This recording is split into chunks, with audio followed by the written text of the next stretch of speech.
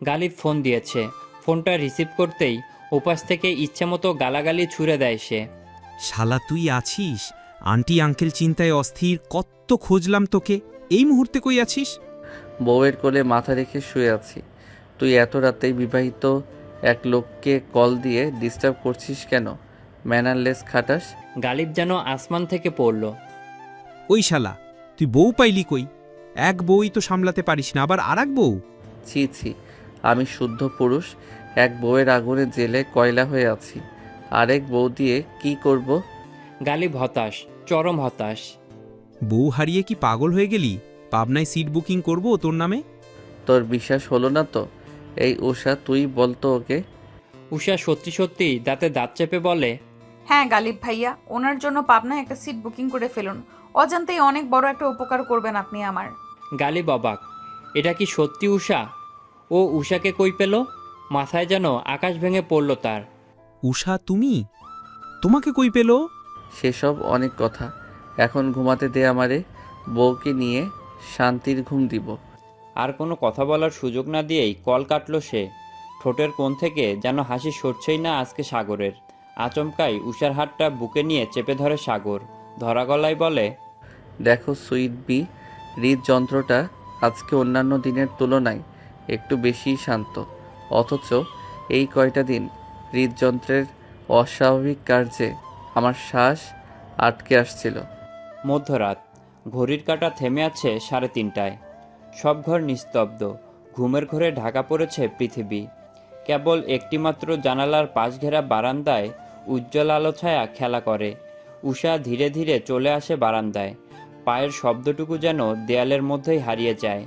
চারদিক নিস্তব্ধ, অথচ সেই নিস্তব্ধতার মাঝেও যেন একরাশ কথার গুঞ্জন। আকাশ কিছু বলতে চায়, বাতাস ছুঁয়ে দিতে চায়। চাঁদ যেন চোখ মেলে চেয়ে থাকে। দূরে কোথাও রাতজাগা পাখির হালকা ডাক ভেসে আসে। এক টুকরো বিষণ্ণতা মিশে যায় সেই সুরে। উষা বারান্দার রেলিংয়ে ভর করে দাঁড়ায়, চোখ তুলে তাকায় আকাশে। আকাশ আজ নীল কালো নয়, বরং ধূসর এক রঙে মোড়ানো, যেন দুঃখ লুকাতে লুকাতে ক্লান্ত হয়েছে। তারা নেই, শুধু একটা একা চাঁদ। নিঃশব্দে উষার যন্ত্রণার সাক্ষী হয়ে ঝুলে আছে আকাশের এক কোণে। হালকা ঠান্ডা বাতাস চুলে হানা দেয়। উষা চোখ বন্ধ করে নিঃশ্বাস নেয়। মধ্যরাতে এই ঠান্ডা বাতাসে এক অদ্ভুত শান্তি আছে, আবার একরাশ শূন্যতাও। সে ঠিক বুঝে উঠতে পারে না এটা শান্তির ছোঁয়া নাকি একাকিত্বের হাহাকার। চোখের কোণে জমে থাকা জল যেন বাতাসে শুকিয়ে যায়। মন বলে তুমি ভেঙে পড়ো না, আর হৃদয় বলে তুমি আজ একটু ভেঙে পড়ো। ঠিক এই মধ্যরাতে যেন কারো চোখে পড়ে না। উষা জানে এই রাতের সৌন্দর্য কিছুটা নিষ্ঠুর। যে আলোয় পৃথিবী ঘুমায়, সে আলোয় কেউ কেউ জেগে থাকে, নিজেকে জড়িয়ে ধরে। উষা দরজার ফাঁক গলিয়ে তাকায় ঘুমন্ত পুরুষটির দিকে, যাকে একটু আগেই নিজের কথার বাণে ক্ষত বিক্ষত করেছে সে। কিছুক্ষণ আগেই সাগরের ধরে রাখা হাতটা ছাড়িয়ে নেয় উষা। উষা সাগরের বুক থেকে হাতটা টেনে নিয়ে কাটা হয়ে ওঠে। গলায় তীব্র শীতলতা, চোখে ঝলসে ওঠা আগুন নিয়ে বলে, তোমার হৃদযন্ত্র শান্তিতে আছে শুনে খুব আনন্দিত হলাম। তবে ভুলেও ভেবো না আমার হাত রাখলেই হৃদয় পাবে। এই হাত যেটা একদিন ধরে রাখতে বলেছিলাম, সেই তুমিই তো একদিন বলেছিলে আমার মতো মেয়েকে নিয়ে সংসার হয় না, মায়ের স্বভাব আমার মধ্যে বিরাজমান, এই মেয়েদের বিশ্বাস করা যায় না। এই হাতেই সই করিয়ে নিতে চেয়েছিলে ডিভোর্স পেপারে। আজ হঠাৎ এই হাতেই শান্তি? বাহ, 3 দিনে এতটা পরিবর্তন কি করে হয়ে গেল তোমার? সাগর হতবম্ব। উষার প্রতিটি কথা বুকে তার তীরের ন্যায় আঘাত করছে, ক্ষতবিক্ষত করে দিচ্ছে ভিতরটা। ড্রিম লাইটের আবছা আলোয় অগ্নিরূপ ধারণ করা উষাকে দেখেও কেন জানি সাগরের মনে প্রেম জাগলো। রাগলেও কাউকে যে এত সুন্দর লাগে। এই যে নাকের পাটাটা বারবার ফুলে ফেপে উঠছে, তো আবার নিভে যাচ্ছে। আবছা আলোয় কতটা মোহনীয় লাগছে। সাগরের একদিকে ভালোই লাগছে, রাগের বশে উষা সেই তুমি বলেই সম্বোধন করছে, যা সাগরের চূর্ণ বিচূর্ণ করা হৃদয় ও শান্তি অনুভব করছে। সাগর খুব আয়েশ করে শুয়ে থাকে, চোখে মুখে রোমাঞ্চকর ভাব নিয়ে হাঙ্কি স্বরে আস্তে করে বলে। আর অন্য সময় হলে সাগরের এমন স্বর উষার মনে উথাল পাতাল ঢেউ তুলে দিত, তবে এখন তেমন কিছুই হলো না। উষা একটু থামে, নিজেকে প্রস্তুত করে অপমানের যোগ্য জবাব দেওয়ার জন্য। তারপর গলায় জমে থাকা কান্না আর রাগ মিশিয়ে বলে, ভুলে গেছি ভাবছো? তোমার প্রতিটা অপমান, প্রতিটা কথার বিষ সব আজও আমার শরীরের প্রতিটা রক্তকণিকায় ঘুরে বেড়ায়। তোমার ভালোবাসার নাটক এখন আর আমাকে হাসাবে না সাগর ভাই, আনন্দও দিবে না, উল্টো ঘৃণা জন্মাবে। উষার এমন কথায় সাগরের বুক কেঁপে ওঠে কি? হয়তো ওঠে। তাই তো হাতটা বুকের বাপাশে চেপে ধরে। উষার কণ্ঠে ঝলসে ওঠা তীব্র বাক্য যেন এক একটা গুলির মতো বেঁধে আসে সাগরের বুকে। তার চোখের ভাষা নয়, আজ কথা বলছে রক্তে লেপ্টে থাকা অবহেলার ইতিহাস। সাগর স্থির, কিন্তু বুকের বাপাশে হাত দিয়ে চেপে ধরে, যেন হৃদয়টাকে হাতের নিচে রেখে বলে, থেমে যা, আর একটুও কেঁপে উঠিস না। কিন্তু মন তো থামে না। ভেতর থেকে এক নীরব কণ্ঠ বলে ওঠে, তোমার হৃদয়ে আমি যতটা বিষ হয়ে গেছি, ঠিক ততটাই আমি নতুন করে রক্ত হয়ে উঠতে চাই। যে হৃৎপিণ্ড একদিন আমার নামে কেঁপেছিল, আমি আবার তাতে স্পন্দনে জাগাতে চাই। তোমার ঘৃণার গভীরতা যদি অতলে পৌঁছায়, তবে আমি সে অতল থেকে তোমার নতুন ভালোবাসা তুলে আনব। একটা নির্মল, অকৃত্রিম, শব্দহীন ভালোবাসা। সাগরের চোখ স্থির, ঠোঁট নড়েনি, কিন্তু মন ভর্তি প্রতিজ্ঞা তার। তোমার চোখে আজ আমি অপরাধী, তবু আমি চাই একদিন সেই চোখেই নিজেকে দেখব ভালোবাসার প্রতিচ্ছবি হয়ে। একদিন তোমার প্রতিটা রাগ, অভিমান, ঘৃণার ভিতর থেকে জন্ম নেবে এক শান্ত, নরম স্পর্শ। সেই দিন আমি শুধু তোমার সাগর ভাই না, তোমার সবটা হয়ে উঠব সুইট বি। উষা সাগরের সেই দৃষ্টি লক্ষ্য করে না, আরও ঠান্ডা, শীতল ও কঠিন গলায় বলে, তোমার শ্বাস বন্ধ হচ্ছিল, ভালোই হয়েছে। যেন একবার অন্তত বুঝতে পারো, কারোর উপর ছায়া হয়ে থেকে সেই ছায়া কেড়ে নেওয়ার যন্ত্রণা কেমন হয়। আজ আমার বুকেও কষ্ট হয়, কিন্তু সেই কষ্ট ভালোবাসার না, অপমানের, আর তার দায় তোমার। অবশেষে উষা পিছন ফিরে মুখ গোমড়া করে কাঁপা কাঁপা কণ্ঠে বলে, আজ থেকে স্পষ্ট করে বলছি, আমার হাত, আমার ঘর, আমার ঘুম, আমার সব, সব আমার। তুমি যদি এই বাড়িতে থাকো, আমার জীবনে থাকার অধিকার হারিয়ে ফেলেছো তুমি অনেক আগেই। তাই অনুগ্রহ করে নিজের এই শুদ্ধ পুরুষ নাটক নিয়ে নিজেই শান্তিতে ঘুমাও। আমার শান্তিতে ঘুমাতে এখন আর কাউকে দরকার পড়ে না। সাগরের অন্তর ক্ষতবিক্ষত।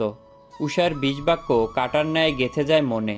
তবুও তেমন একটা পাত্তা না দিয়ে সে বলে, ঘুমাও সুইট বি, ঘুমাও। অনেক দিন ঘুম হয় না। হাত ধরতে না দাও, তোমার আবেশে একটু ঘুমাতে অন্তত দাও। আশ্চর্যজনক ব্যাপার হলো, আসলেই সাগর কয়েক মিনিটেই ঘুমিয়ে যায়। কিভাবে এত শান্তিতে সে ঘুম দিতে পারে? হয়তো জীবনের কাঙ্ক্ষিত রমণীর পাশে আছে বলেই তার এত শান্তি, এত প্রশান্তি। উষা বারান্দায় থেকেই তাকিয়ে রয়। বুঝে আসে না এই অহংকারী তেজি পুরুষ কিভাবে 3 দিনের মধ্যে নিজের খোলস ছেড়ে বেরিয়ে এসেছে। আশ্চর্য। উষার চিন্তাভাবনার মধ্যেই কলিং বেলের শব্দ ভেসে আসে। উষা অবাক, এত রাতের দরজায় কে? মস্তিষ্ক খারাপ কিছুর ভাবনা আওড়াতে থাকে। মনে তার একরাশ ভয়, কিন্তু কলিং বেলের শব্দ বন্ধ হওয়ার নাম নেই। একের পর এক শব্দ হচ্ছেই, যেন ওপারের লোকটি একটু বেশি অশান্ত, অস্থির। খুব তাড়াতাড় উষা উপায় না পেয়ে কাঁপা কাঁপা পায়ে এগিয়ে যায় বেডের দিকে। সাগরের দিকে ঝুঁকে আলগোসে ডাকে, সাগর ভাই, ও সাগর ভাই, উঠুন না। সাগর নড়ে চড়ে ওঠে। ঘুমটাও ভেঙে যায়। ঘুমিয়ে গেলেও মস্তিষ্ক তার সজাগ। সে বুঝে উষা পাশে নেই, কিন্তু ক্লান্ত চোখ দুটি খুলতে নারাজ। সাগর চোখ বন্ধ রেখেই বলে, কি হয়েছে? ডাকছিস কেন? উঠুন, দেখুন দরজায় কে যেন নক করছে এত রাতে, কলিং বেল বাজছে, শব্দ পাচ্ছেন? সাগর তৎক্ষণাৎ চোখ খুলেই তাকায়। ঘুম চড়ানো চোখে মুখে চিন্তার ছাপ স্পষ্ট। এত রাতে কে এলো? গত 2-3 দিনে এমন কিছু হয়েছে? না তো। আচ্ছা, তুই এখানেই থাক, রুম থেকে বের হবি না, দেখছি আমি। উষা মাথা নাড়ায়, কিন্তু সে বসে থাকে না। সাগরের পিছন পিছন আসে ড্রয়িং রুমে। সাগর ঘাড় ঘুরিয়ে পেছনে তাকায়। তোকে না বারণ করলাম বাহিরে আসতে, এলি কেন? উষা মুখ ভেঙচি কেটে বলে, আমার ইচ্ছে, আপনার কথা শুনতে বাধ্য নই আমি। সাগর তপ্ত নিঃশ্বাস ফেলে। এর সাথে তর্কে জড়িয়ে লাভ নেই। সাগর পিপ হলে একবার নজর বুলায়। যা আইডিয়া করেছিল সে তাই। তার পুরো পরিবার এসে হাজির হয়েছে। তো মেসেজ চেক করতে দেরি করেছিল, তাই তাদের আশায় এত দেরি হলো। নয়তো আরও আগেই চলে আসতো। সাগর উষার রুমে যাওয়ার আগে নেহালকে মেসেজ করে জানিয়ে দিয়েছিল, সাথে অ্যাড্রেসও দিয়েছিল। গালিবকেও এদের সাথে দেখা যাচ্ছে। কি হলো সাগর ভাই? বাহিরে কে? তোর শ্বশুর শাশুড়ি আর দেবর। উষা ভ্রু কুঁচকে জিজ্ঞেস করে। মানে? তোর চাচারা এসেছে, সাথে ভাইয়েরাও। নাহিদ ভুঁইয়ার ঘরের বিছানায় বসে আছে সিজান ভুঁইয়া আর নাবিল ভুঁইয়া। বাকিরা কেউ চেয়ারে বসেছে তো কেউ দাঁড়িয়ে আছে। উষাকে সেরকমভাবে কেউ কিছু বলেনি। সিজান ভুঁইয়ার কথা এমন করাটাই একদম ঠিক হয়েছে। উষা সকলের জন্য চা নাস্তার ব্যবস্থা করছে, সাথে মারিয়া জামানো আছে। এক ফাঁকে উষা কিচেন থেকে বেরিয়ে আসে। আরাব বসে আছে ডাইনিং রুমের চেয়ারে, মুখ তার থমথমে। আসছে পর থেকে উষার সাথে একটা কথাও বলেনি সে। নাহিদ ভুঁইয়ার সাথে ঠিকই কথা বলেছে। উষা আলগোছে দাঁড়িয়ে যায় আরাফের পাশে, ভাইয়ের কাঁধে হাত রেখে ধরা গলায় বলে, কথা বলবেন না আমার সাথে? এত রাগ করে আছো? আরাফ নির্লিপ্ত ভঙ্গিতে তাকায় উষার দিকে। আমার সাথে কথা বলার খুব ইচ্ছে বুঝি তোর। কই এতদিন তো ছিল না, তাহলে আজকে কেন? উষা নিশ্চুপ, মাথা নিচু করে নিয়েছে সে। আরাফ আবারও গম্ভীর গলায় বলে, ওই বাড়িতে যতটা ভাইয়ার ততটা তোরও। খারাপ কিছু হলে ওই বাড়িতে থাকা তোর জন্য সম্ভব হতো না। অ্যান্ড ট্রাস্ট মি, তখন আমি নিজেই তোকে ওই জাহান্নাম থেকে বের করে নিয়ে আসতাম। কিন্তু দেখ, তুই আমাদের এত ভালোবাসা, আদর, স্নেহকে এক ফোঁটাও দাম দিলি না। আমাদের কথা একবারও ভাবলি না। স্বার্থপরের মতো সাগরের আর নিজের সম্পর্কের কথাই ভাবলি। নিজের বাবার যে ক্ষতি হয়ে যেতে পারতো সেটাও মাথায় এলো না। এরকম একটা সিদ্ধান্ত নেওয়ার আগে অন্তত একটা বার আমাকে জানাতি, একটা বার বলতে পারতি। ভাইয়াকেও কি আমরা এমনি এমনি ছেড়ে দিতাম? উষা নিশ্চুপ। তার মাথা তখন যা কাজ করেছে সে তাই করেছে, এসব ভাবেনি। আর উষার ধারণা সে ভুল কিছু করেনি। তবে অবাকই হয় সবাই, কেন বিষয়টা নর্মালি নিচ্ছে। ভাইয়া তোকে কখনোই ডিভোর্স দিত না। সেদিন খাবার টেবিলে ডিভোর্স পেপার আসার ব্যাপারটা মিথ্যা মিথ্যা ছিল। ছোট চাচ্চু জানতো, তা আমরা সবাই জানি, শুধু তুই বাদে। তোকে বলার সুযোগটাও আমাদের দিলি না, তার আগেই চলে এলি। এই ভাইটাকে কি কখনো নিজের ভাই ভাবিসনি? একটাবারও আমার সাথে এই ব্যাপারে কথা বলতে পারতি। হ্যাঁ, আমরা কেউ ভাইকে এমন এমন ছেড়ে দিতাম না। বড় আব্বু ভাবছিল কিভাবে ভাইয়াকে জব্দ করবে, কিন্তু চাচ্চুর অসুস্থতার জন্য দমে গিয়েছিল। আমাদের বোন তুলে দেওয়ার আগে ভাইকে নাস্তানাবুদ বানিয়ে ছাড়তাম। উষার কেন জানি এসব কথা ভালো লাগছে না। সব কিছু নাটক মনে হচ্ছে। সাগরের নামটাও তার সহ্য হচ্ছে না। ডিভোর্স দিবে না মানে কি? এমনি এমনি কেন ডিভোর্স দিব বলে তসবি জপ্ত? এখন নতুন নাটক সাজিয়েছে আমি চলে আসায়। রৌদ্রোজ্জ্বল ঝলমলে দিন, চারদিকে পাখিদের কিচিরমিচির শব্দে মুখরিত সকাল। পূর্ব দিকে সূর্য উদিত হতে শুরু করেছে। স্তব্ধ হয়ে থাকা শহর আবারও আগের রূপে ফিরতে শুরু করেছে। জনজীবনে ব্যস্ততা যেন কমছেই না। তবে স্তব্ধ হয়ে আছে পাঁচতলায় অবস্থিত ফ্ল্যাটের অবস্থা। এক একজন এক এক জায়গায় বসে আছে। ভাবুক সবার মন, চিন্তায় গভীর মগ্ন। এদিকে বাড়ির গিন্নিদের যেন ব্যস্ততার শেষ হয় না। উষা এক হাতে এসব সামলাতে পারবে না, তাই মারিয়া জামান আর লিপি বেগম মিলে সাহায্য করছে তাকে। সকলেরই সকাল সকাল নাস্তা করার অভ্যাস, তার উপরে আবার ফিরতে হবে অফিসে। সিজান ভুঁইয়া অসুস্থ ভাইয়ের শিউরে বসে বললেন, দেখো না, তুমি উত্তেজিত হইও না, এমনটা হওয়া স্বাভাবিক নয় কি? সাগর উষাকে নিয়ে যা অনুভব করে, যা ভাবে, তা কি সে একেবারে মেয়েটার কাছে প্রকাশ করেছে? করেনি। আর আদুরে ভাবটা সে প্রকাশ করেনি। সবসময় নিজের কথার মানে অপমান করেছে, তুচ্ছ তাচ্ছিল্য করেছে। আর যা একটু মেয়েটা অনুভব করতে পেরেছিল, তখনই সে ডিভোর্সের কথা তুলল। এখন তো এটা হওয়াই স্বাভাবিক। আমি চাই না জানুক। তা বলে তো হয় না নাইট, মেয়েটার সত্যিটা জানা উচিত, না হলে কখনই সাগরের উপর থেকে রাগটা কমবে না। আর নিজেকেও সচেতন হতে হবে। আড়ালে আবডালে কতই বা তাকে চোখে চোখে রাখা যাবে? এই যে এখন এমন একটা কাজ করলো, বা এনি চান্স খারাপ কিছু হয়ে গেলে? সিজান ভুঁইয়া রাজবাড়ি স্বরে কথা বলায় আরাফের পুরো ভুরু কুঞ্চিত হয়। চিন্তায় বুধ হয় মস্তিষ্ক। নেহাল হাতের আর গায়ে লেগে থাকা ধুলো ঝাড়তে ঝাড়তে কোমরে হাত দিয়ে উঠে দাঁড়ায়। রাগে গজগজ করতে করতে বলে, আপনি কি রাড়াড়ি করে চলেন নাকি ম্যাডাম? আমি সরে গেলেও আপনি হেলিকপ্টারের মতো নামলেন আমার উপর। মেয়েটা চোখ পাকিয়ে বলে, ওহ প্লিজ, আমি ইচ্ছে করে নামিনি, ভুলে নেমে গিয়েছি। আর আপনি যদি এতই দামি হন, নিজের চারপাশে ব্যারিকেড দিয়ে রাখতেন না হয়। মেয়েটার কথায় নেহালের মাথায় আগুন ধরে যাচ্ছে। এইটুকু মেয়ের মুখে কেমন এসব কথা? ব্যারিকেড লাগবে না যদি আপনি রাস্তায় পায়ে না হেঁটে প্যারাশুট নিয়ে নামেন। মানুষের উপরে অবতরণ করা ফ্যাশন না মেয়ে। আমি জানি আপনার শরীরের গঠনই এরকম, দেখলেই পড়ে যেতে ইচ্ছা করে। হ্যাঁ, আপনার উপরে আপনার শরীরের গঠন থেকে পড়ে যেতে ইচ্ছে করে। হ্যাঁ, তাই তো আমি সরে যাওয়ার পরেও ঠাস করে এসে পড়ে গেলেন। ভুল ইচ্ছে করে তো আপনার মতো ভেড়ার উপরে পড়তে যাব না। ভুল করে হলেও পড়ে যেহেতু গেছি, তবে সেটা আমি না, আমার দুর্ভাগ্য। নেহাল রাগে দাঁত চেপে ফের বলে, দুর্ভাগ্য ম্যাডাম, আমার দুর্ভাগ্য। যদি আমার কোমরে আর একটা ব্যথা লাগিয়ে দেই তাহলে হাসপাতালে আমি আর থানায় আপনি। হাই রে, কোমরে যদি এত দুর্বলতা, তাহলে উপরে উঠলেন কিভাবে? কোনো লিফট ব্যবস্থা থাকলে আপনার জন্য পাঠিয়ে দিতাম। অবশ্য লিফটটাও এই সময়ে খারাপ হতে হলো। লিফট তো ঠিকই আছে, কিন্তু আপনার মতো লোকজন উঠলে সেটা সোজা নিচে নামবে। ওভারলোড আর কি, বুঝলেন? আরে আমি তো ভাবছিলাম ভূমিকম্প হলো বুঝি। দাঁতে দাঁত চাপলো মেয়েটি।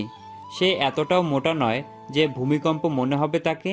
ভূমিকম্পে লোকজন দৌড়ায়, আর আপনি তো রাগ নিয়ে দাঁড়িয়ে থাকেন দেখছি। খুবই সাহসী পুরুষ আপনি, নাকি মেয়ে লোকের স্পর্শ পেতেই এত কারসাজি? নেহাল ঠোঁট কামড়ে হাসে। আপনার মতো মানুষের ছোঁয়ায় মানুষ কাঁদে, আর আমি শুধু দাঁতে কামড়েছি।